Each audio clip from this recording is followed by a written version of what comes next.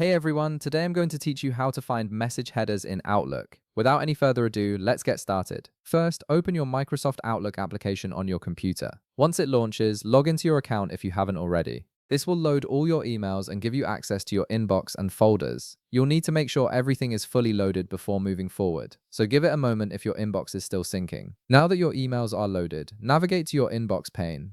This is the section on the left side of your screen where all your emails and email folders are displayed.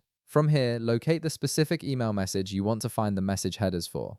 Message headers contain important technical information about how the email was sent, including the sender's IP address, routing details, and timestamps. This information is useful for troubleshooting delivery issues or verifying the authenticity of an email. Go ahead and click on that email to open it. Once the email is open, look at the top part of your screen where you'll see several tabs like Home, Send, or Receive, and others. Click on the File tab.